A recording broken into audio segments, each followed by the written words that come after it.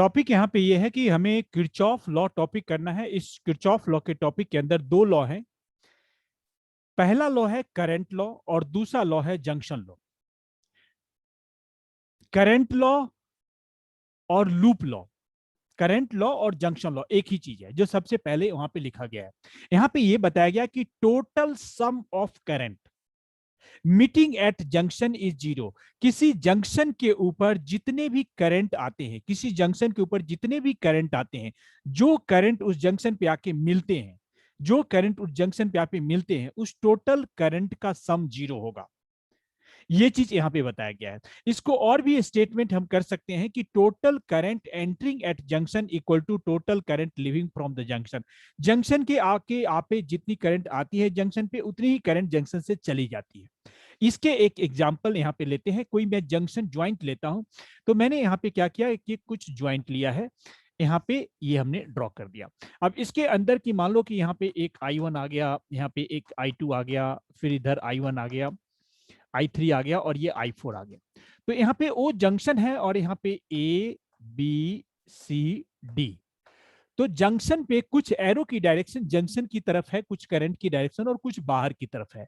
तो जो जंक्शन की डायरेक्शन O की तरफ है और जो बाहर की तरफ है, तो जो जंक्शन की तरफ O की तरफ है उसको मैं प्लस लेता हूं और बाहर की तरफ माइनस लेता हूं।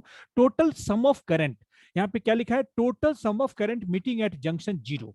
तो जंक्शन पे पहला स्टेटमेंट में ऐसा लिख दूंगा कि sigma sigma I equal to zero, सबसे पहला पार्ट लिखेंगे। और आने वाला करंट जो है हमारे पास I1 है प्लस I3 है equal to I2 plus I4 है। तो आप यहां पे ये भी कह सकते हैं कि total current entering at junction equal to total current leaving from junction, ऐसा भी कह सकते हैं। Total current entering at junction equal to total current leaving from the junction, current leaving from junction.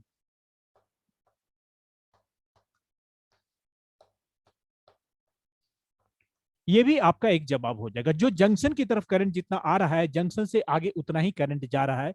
ये यहाँ पे फर्स्ट लॉ है, current law है, इसी को लूप लॉ भी यहाँ पे कहते हैं। सेकंड स्टेटमेंट यहाँ पे जो हमें करते हैं, सेकंड यहाँ पे है। तो पहला लॉ में आपको याद रखना, यहाँ पे मैंने दो लूप यहाँ पे लगाए हैं और दो लूप बाहर जा रहा है। आप ऐसा भी कर सकते हैं कि आने वाला लूप 3 हो, बाहर जाने वाला लूप 4 हो। तो आने वाली जितनी करंट है और बाहर जाने वाली जितनी करंट है, दोनों बराबर होगा। Total current entering equal to total current leaving, ये पहला पार्ट हो जाएगा। सेकंड लॉ जिसको हम कहते हैं यहाँ पे वोल्टेज लॉ या लूप लॉ, या इसको ईएमएफ लॉ भी आप कह सकते हैं, क्योंकि वोल्टेज भी एक ईएमएफ है। यहाँ पे क्या लिखा है, सम ऑफ ईएमएफ ऑफ सेल। ये लूप लॉ है तो किसी लूप में अप्लाई होगा, कोई लूप होना चाहिए कोई सर्किट का, उसके अंदर जितने भी बैटरी हैं, उस बैटरी के जितने भी सेल हैं, उन सभी सेल का सम, उन सभी सेल का सम E1 E2 E3 सब का sum equal to sum of product of current and resistance. I और आर है, उसके प्रोडक्ट का सम होगा। आई और आर करंट और रेजिस्टेंस के प्रोडक्ट का सम है। मैं एक सिंपल सर्किट लेता हूं, फिर एक ऐसा लूप लूंगा जिसमें ये दोनों का दोनों अप्लाई होगा। तो यहां पे क्या जवाब होगा हमारे पास, तो यहां पे लेंगे sigma E for EMF equal to sigma I R. यहाँ पे मैं लिख देता हूँ sigma E equal to sigma I R. अब मैं यहाँ पे एक लूप लेता हूं, उस लूप के अंदर एक छोटा सा, फिर मैं उसकी डिटेल ऐसा लूंगा कि दोनों अंदर हो। सपोज करो कि एक मैं लूप ले रहा हूं, इस लूप के अंदर हमने दो सेल ले लिया और इसके अंदर रेसिस्टेंस हमने ले लिया R1 और R2 रेसिस्टेंस भी ले लिया। यहाँ प्लस है, ये माइनस है, प्लस है, माइनस है, ये E1 है और E2 है। इससे करंट I पास हो रहा है। देखिए यहाँ पे एक बैटरी है E1, दूसरी बैटरी E2 है और इसके EMF E1 E2 है, इसके करंट I पास हो रहा है और रेसिस्टेंस R1 R2 है। तो मैंने जैसे यहाँ के क्या लिखा है कि sum of EMF of cell, EMF of cell, तो यहाँ पे सेल दो है, E1 E2 है, उसका सम, तो उसका सम E1 प्लस E2 अब ये E1 प्लस E2 के बारे में भी सोचिए कि बैटरी में क्या हुआ कि पॉजिटिव और निगेटिव पॉजिटिव एक ही डायरेक्शन में है, इसीलिए प्लस हुआ है। अगर ये अपोजिट डायरेक्शन में होता तो ये माइनस हो जाता, जैसे कि यहाँ प्लस है और यहाँ माइनस है, यहाँ प्लस और यहाँ माइनस होता तो उल्टा हो जाता, सब्ट्रैक्शन हो जाता। Equal to sum of product of current and resistance, तो आई आर का प्रोडक्ट, तो यहाँ पे जो वोल्टेज है वो आप बैटरी का मतलब नहीं समझ आया। एक सेकेंड। तो यहाँ पे अभी मैं डायरेक्शन जो कि मैंने बताया कि अगर E1 E2 सेल को उल्टा करेंगे तो प्लस माइनस कैसे होगा, वो मैं भी आपको क्लियर करूंगा। तो E1 E2 इक्वल टू पहले के बारे में, इसके लिए मैं लिखूंगा वोल्टेज I1 R1 और इसके लिखूंगा IR2। I1 यहाँ पे वर्ड नहीं, आई ही है, तो मैं यहाँ पे लिखूंगा IR1 plus IR2। Kirchhoff law में यहाँ पे हमने क्या किया, सम ऑफ ईएमएफ ऑफ सेल, हमने E1 E2 ले लिया और फिर हमने करंट को यहाँ पे आई वोल्टेज लेना है। एक्चुअली होता क्या है कि वोल्टेज, यहाँ पे कुछ चीज समझिए आप, जब भी किसी सर्किट में जब आपने ग्रुपिंग ऑफ रेसिस्टेंस किया था, तो ग्रुपिंग ऑफ रेसिस्टेंस करते वक्त एक चीज का हमें ध्यान रखना पड़ता है कि जब भी आप ग्रुपिंग ऑफ रेसिस्टेंस करते हैं, जब आप सीरीज और पैरेलल सीरीज करते हैं, तो आप देखते हैं क्या है कि बैटरी की जो वोल्टेज होती है वो हर एक रेसिस्टेंस के वोल्टेज का सम होता है। अगर एक रेसिस्टेंस में R1 है, I1 R1 है, फिर दूसरे में IR2 है, फिर IR3 है, तो V equal to V1 plus V2 plus V3 कर देते हैं और वो इक्वल टू बैटरी की वोल्टेज के बराबर होती है। अगर एक बैटरी है तो अगर 4 बैटरी होती तो चारों बैटरी के वोल्टेज के बराबर होती। उसी तरीके से यहाँ भी है कि यहाँ पे हमने क्या किया है कि दो सेल हमने ले लिया है E1 E2 बैटरी, तो एक E1 प्लस E2 का जो वोल्टेज होगा वो R1 और R2 के वोल्टेज का सम होगा। तो वोल्टेज का फॉर्मूला तो IR होता है, ओम्स लॉ से V इक्वल टू IR। तो पहले R1 पे वोल्टेज होगा V1, तो V1 की वैल्यू आप लिखेंगे I1 IR1, फिर V2 वोल्टेज R2 का होगा तो इसको IR2 लिखेंगे। तो मैंने यहाँ पे इक्वेशन जो बनाया वो E1 plus E2 equal to IR1 plus IR2 यहाँ पे लिख दिया है। ये इन चीजों को समझना है। बैटरी के कुछ रूल होते हैं, उस रूल को समझना है। अगर बैटरी सेम डायरेक्शन में है, अगर बैटरी सेम डायरेक्शन में कनेक्टेड है, सेम डायरेक्शन का मतलब ये है कि पहले बैटरी यहाँ पे प्लस है फिर माइनस है, या पहले माइनस फिर प्लस, फिर दूसरी बैटरी का माइनस फिर प्लस, तीसरी बैटरी का माइनस फिर प्लस, तो बैटरी एक ऑर्डर में है, minus plus minus plus minus plus. तो E1 plus E2 plus E3 तीनों का सम ये टोटल सेल हो जाएगा। लेकिन बैटरी उल्टा कनेक्शन है। उल्टा कनेक्शन का मतलब ये समझ लो कि एक बैटरी का इधर माइनस है फिर प्लस है, फिर दूसरी बैटरी उल्टा हो गया, उसमें पहले प्लस है फिर माइनस है, तो वो उल्टा बैटरी माना जाता है।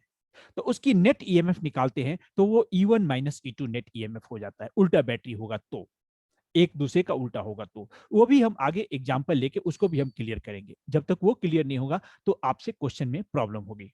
तो अभी हमने दो चीज देखा है यहाँ पे, पहला loop, current law, junction law बोलते हैं, जिसमें जितनी करंट जंक्शन पे आती है उतनी ही करंट जंक्शन से आगे निकल जाती है।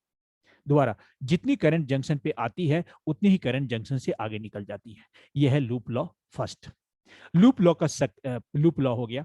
सेकेंड वोल्टेज लॉ में है, जितनी बैटरी का ईएमएफ है, जितनी बैटरी का ईएमएफ का सम है, वो उसके अंदर जो भी कंपोनेंट होंगे, जैसे रेसिस्टेंस एक कंपोनेंट है तो हर एक रेसिस्टेंस के वोल्टेज का सम होगा, और रेसिस्टेंस के थ्रू जो वोल्टेज होता है वो आईआर होता है। क्योंकि रेसिस्टेंस, मैंने पूछा voltage through resistance, voltage through resistance, resistance एक अलग टर्म है, वोल्टेज अलग टर्म है, लेकिन ओम्स ने कहता है आर के थ्रू जब आई करंट होगा, आर के थ्रू जब आई करंट होगा तो उसकी वोल्टेज आई आर होगी। फॉर्मूला तो है ही V equal to I R, तो I R is a voltage. तो आप ग्रुपिंग ऑफ रेसिस्टेंस में क्या करते हैं, I R one plus I R two plus I R three equal to V. तो आप ऑलमोस्ट वही चीजें किरचॉफ लॉ कहता है, और ये किसी लूप में अप्लाई होता है, ऐसा हमें लेना है। अगर ओपन लूप है तब ये अप्लाई नहीं होता, it is in closed loop. जैसा कि मैंने यहाँ सर्किट बनाया तो सर्किट एक टाइप का लूप है। अभी मैं दूसरा एग्जाम्पल लेता हूं, इस चीजों में से आपको पूरा चीजें क्लियर होना चाहिए, फिर भी अगर डाउट होता है तो ये सेकंड वाले में क्लियर हो जाएगा।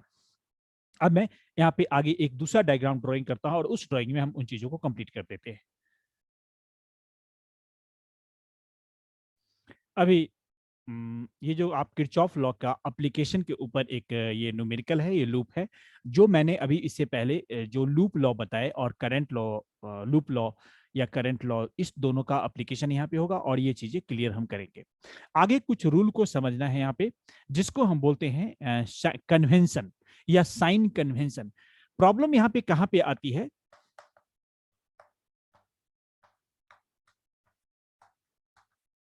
Sign convention. मैं अभी साइन कन्वेंशन को पूरी तरीके से क्लियर करूंगा और आप यहां पे ध्यान रखें, अगर इस चीजों को पूरे ध्यान से समझेंगे तो किरचॉफ लॉ को अप्लाई करने में आपको कहीं भी प्रॉब्लम नहीं आएगी, एक ही बार में क्लियर हो जाएगी। अभी मैं पहले आपको कन्वेंशन क्लियर कर देता हूं, फिर इस लूप में उस चीजों को अप्लाई करता हूं। कन्वेंशन क्या है, उन चीजों को समझिए।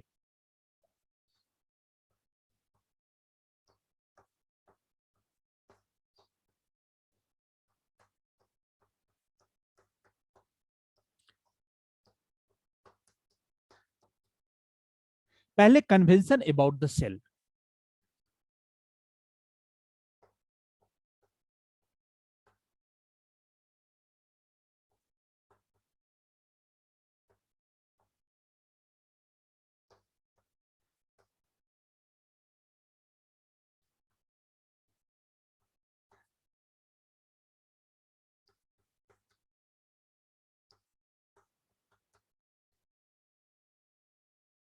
देखिए यहाँ पे पहला ऊपर और दूसरा ऊपर, ये सेकंड है। मैं सेल के बारे में अभी बताता हूं, सिर्फ बैटरी के बारे में। यहाँ पे कैसे कैसे कनेक्टेड है। सबसे पहला सेल यहाँ पे ये है E1, जिसकी ये प्लस और माइनस है। दूसरा सेल है प्लस और माइनस E2, और तीसरा सेल है प्लस और माइनस E3, E3 सेल है।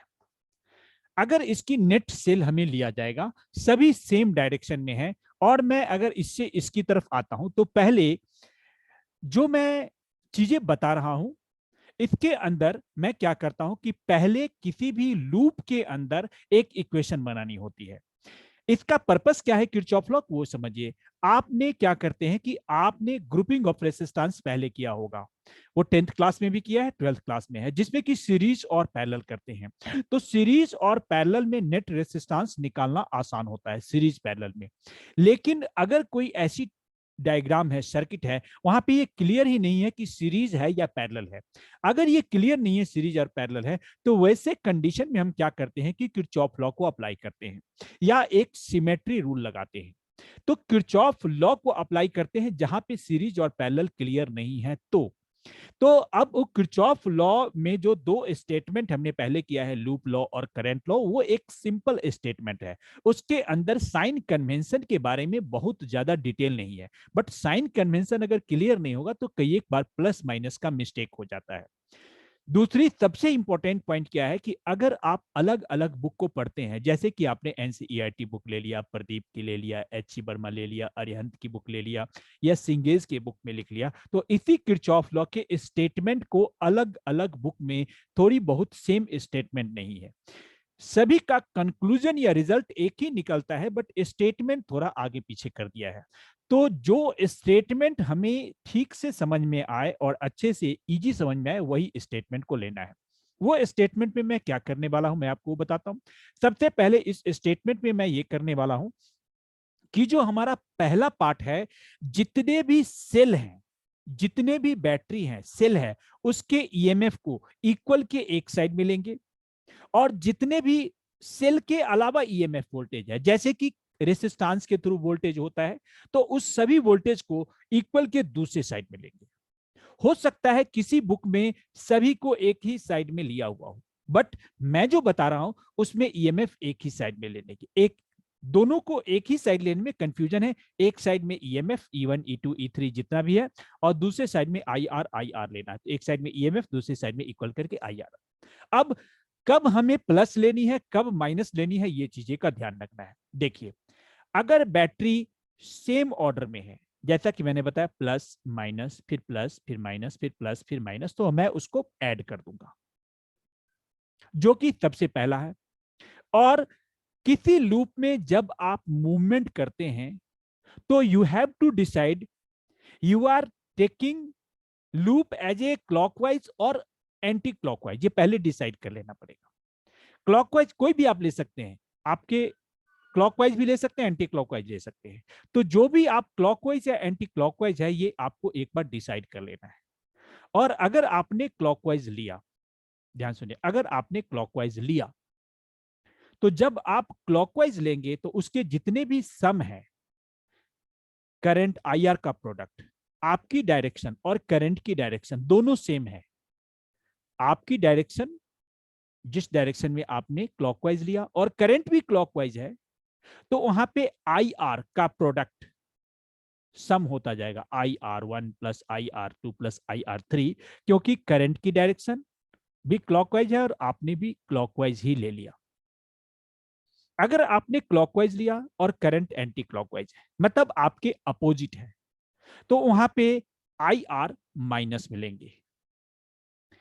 दूसरी चीज है, अगर आपने एंटी क्लॉकवाइज ले लिया और करंट भी एंटी क्लॉकवाइज है, तो भी वहां आपकी डायरेक्शन में है, तो IR प्लस होगा, IR1 plus IR2 plus IR3। लेकिन आपने एंटी क्लॉकवाइज ले लिया और करंट क्लॉकवाइज हो गया, तो IR1 minus IR2 minus IR3 कुछ ऐसे आएंगे। ठीक है, तो ये चीजें को ध्यान रखना है, अभी अप्लाई करेंगे और भी ज्यादा क्लियर हो जाएंगे। एक मिनट।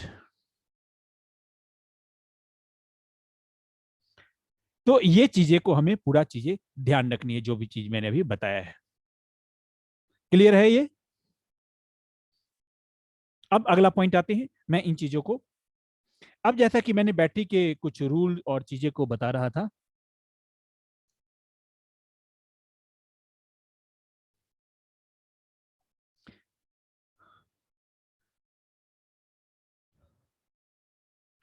तो यहाँ पे अभी आपने पहले इस चीजों को, एक और चीज, जब आप क्लॉकवाइज या एंटी क्लॉकवाइज लेते हैं तो बैटरी का निगेटिव पहले और पॉजिटिव बाद में मिलता है। बैटरी का निगेटिव पहले और पॉजिटिव बाद में मिलता है।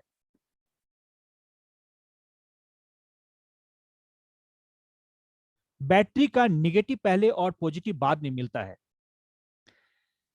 बैटरी का निगेटिव पहले और पॉजिटिव बाद में मिलता है, तो ध्यान रखिए, उसको प्लस लेना है। बैटरी का निगेटिव पहले और पॉजिटिव बाद में मिलता है, तो इसको प्लस लेना है। और बैटरी का पॉजिटिव पहले और निगेटिव बाद में मिलता है, तो उसको माइनस लेना है। ये इंपॉर्टेंट पॉइंट को ध्यान रखना है। अभी मैं इसी चीज को यहाँ पे सॉल्व करता हूं, पूरे ध्यान से देखेंगे। पहला इंपॉर्टेंट पॉइंट, सबसे पहले जैसा कि मैंने इसके बारे में लिया, अब मैं इसको इस डायरेक्शन में लेता हूं। एरो की डायरेक्शन ये है, मैंने यहाँ पे E3 E2 E1, जैसा कि मैंने रूल क्या बताया था, रूल बताया था कि पहले माइनस, फिर प्लस, फिर माइनस, फिर प्लस, फिर माइनस, फिर प्लस, ये चीजें हैं। तो माइनस प्लस, तो मैंने क्या बताया था कि अगर दोनों सेम ऑर्डर में बैटरी है तो बैटरी का ऑर्डर सेम है, और माइनस के बाद प्लस आता है तो बैटरी को प्लस लेना है। तो ऐसे कंडीशन में नेट ईएमएफ जो हमारा इस 3 के लिए होगा, वो E1 plus E2 plus E3 ऐसा होगा। इसमें दो चीजें हैं, दो इंपॉर्टेंट पॉइंट याद रखना है। एक चीज, बैटरी चूंकि सेम ऑर्डर में है, इसीलिए सभी को हमें E1 plus E2 plus E3 की है। एक सेकेंड चीज, हमने माइनस के बाद प्लस आया है, माइनस के बाद प्लस आया है, माइनस के बाद प्लस आया है, तो जब माइनस के बाद प्लस आएगा तो उसकी बैटरी के ईएमएफ को हम प्लस लेंगे। ये चीज ध्यान रखना है। सेकेंड और इंपॉर्टेंट पॉइंट, नीचे वाले में आते हैं। तो मैंने कहा माइनस के बाद जो प्लस आता है तो उसको तो आप प्लस लेना है, लेकिन प्लस के बाद माइनस आएगा तो उसको माइनस लेना है। अब ये नीचे वाले में यहाँ पे देखिए, मैं इसी डायरेक्शन में जा रहा हूं, तो यहाँ पे क्या हो रहा है, प्लस के बाद माइनस आएगा, तो प्लस के बाद माइनस है तो मैं इसको माइनस E2 लिखूंगा। सेकंड में ये माइनस और प्लस है तो इसको मैं प्लस E2 कर दूंगा, और यहां फिर माइनस के बाद प्लस है तो इसको प्लस E1 लेंगे। ये चीजें को अभी आप ये दोनों को नोट कर लो। मैं एक और एग्जांपल देता हूं जो आप खुद से करेंगे, फिर मैं यहां पे लूप में आगे अप्लाई करता हूं।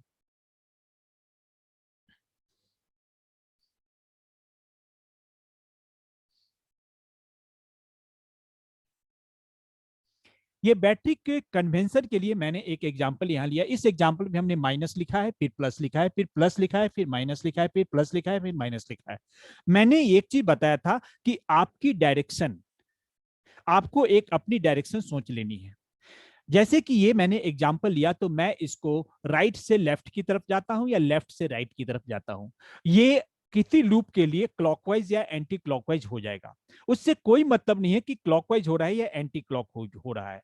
आपकी डायरेक्शन में बैटरी का पहले माइनस फिर प्लस में आता है, आपको पहले माइनस मिलता है प्लस फिर प्लस मिलता है, तो you have to write plus for that EMF.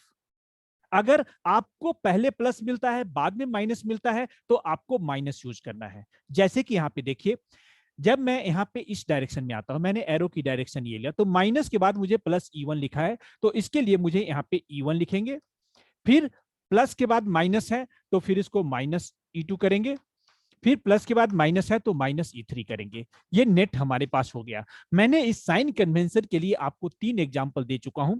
Example 1, example 1, 2, 3, इस तीनों को नोट कर लो। और फिर मैं इस तीनों को नोट कर लो, मैं एक बार दोबारा रिपीट करता हूं इस चीज को। ईएमएफ इक्वल के एक साइड में, ईएमएफ किसकी, सेल की, बैटरी की। आईआर दूसरी साइड में। आपकी डायरेक्शन में पहले ईएमएफ का साइन कन्वेंशन समझ लो, बैटरी की ईएमएफ की। अगर माइनस के बाद प्लस आता है तो ईएमएफ प्लस, प्लस के बाद माइनस आता है तो EMF minus. Very simple rule. अब मैं करंट के बारे में, दूसरी लूप, अगर आपकी डायरेक्शन में ही करंट है, आप जिस डायरेक्शन में जा रहे हैं उसी डायरेक्शन में करंट है, तो आई आर प्लस, और करंट आपके अपोजिट डायरेक्शन में है तो आई आर माइनस। ये दो रूल हैं। अब मैं इसको मिटाऊंगा और इस इक्वेशन में पूरे किरचॉफ लॉ को अभी अप्लाई कर देंगे। इसके अंदर लूप को डिटरमाइन करना जरूरी होता है। देखेंगे, थोड़ी स्पीड में होगी, आप ध्यान से देखेंगे, फिर उसको मैं क्लियर कर दूंगा। पहले लूप का हमने नाम लिया EFCDE, ये वाला इक्वेशन है, ये लूप है। ये लूप का जो मैंने नाम लिया है EFCDE, इस लूप में जो मैंने डायरेक्शन अभी आपके साथ बोल रहा हूं, ये एंटी क्लॉकवाइज डायरेक्शन में बोल रहा हूं, एंटी क्लॉकवाइज, EFCDE। और इसके अंदर, जैसा कि मैंने पहले बताया, पहले बैटरी लेना है, पहले सेल लेना है। तो अगर लूप में ऐसे जाएंगे तो इसमें एक ही बैटरी यहां पे है E1, ये बैटरी का नाम ले लो E1। और रेसिस्टेंस कितना है, रेसिस्टेंस एक बार यहाँ R2 है और यहाँ पे R1 है। इसके थ्रू वोल्टेज कितनी होगी, R2 के थ्रू वोल्टेज होता है IR, तो इसकी वोल्टेज होगा I3 R2 और इसकी वोल्टेज होगी I1 R1। एक सबसे इंपॉर्टेंट रूल जो याद रखना है, कभी नहीं मिस करना, ये पहले अप्लाई करना, बैटरी के पॉजिटिव टर्मिनल से जितनी भी करंट इमिट होगी, जितनी भी करंट निकलेगी, निगेटिव टर्मिनल में ठीक उतनी ही करंट आएगी, चाहे बीच में कुछ भी हो जाए। कोई भी बैटरी से, अगर बैटरी से I1 निकला तो उसके निगेटिव में I1 ही आना है, अगर I5 निकला तो I5 ही आना है, उसमें कोई चेंजेस नहीं होंगे। जैसे कि यहाँ पे इस बैटरी E1 है और E1 से यहाँ I1 करंट निकला है, तो इसको घूम फिर के इसमें I1 ही आना है। बीच में जो भी एडजस्टमेंट है हो सकता है, बट इसमें कोई चेंज नहीं होगा। उसी तरीके से बैटरी में यहाँ पे I2 करंट निकला तो घूम फिर के वापस में I2 करंट ही आएगा। और ये जब क्लियर हो जाएगा कि कहां पे कितनी करंट है, तो वोल्टेज निकालना आसान। तो मुझे इससे एक चीज आपको साफ साफ क्लियर है कि इसमें I1 करंट गया है तो यहां भी I1 आएगा। जब I1 आएगा तो इसकी वोल्टेज I1 R1 हो जाएगी। उसी तरीके से इसमें I2 गया तो वापस I2 आएगा, तो इसकी वोल्टेज कितनी होगी, IR होता है तो I2 R2 हो जाएगा। ये भी क्लियर। उसके बाद यहाँ पे आप जंक्शन लॉ लगा सकते हैं। मैंने यहाँ पे करंट I3 मान लिया, इधर से I2 और इधर से I1, इसमें I3 मैंने मान लिया है।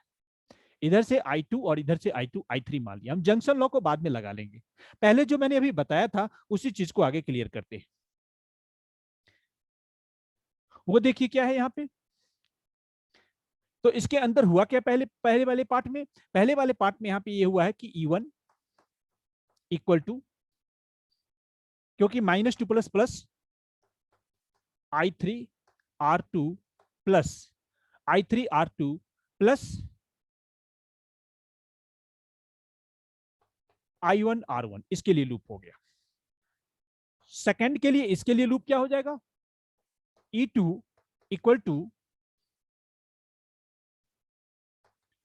I3 R2 plus I2 R3, second loop के लिए हो गया इक्वेशन। एंड थर्ड के लिए भी हम इक्वेशन बनाते हैं। थर्ड के लिए हो जाएगा,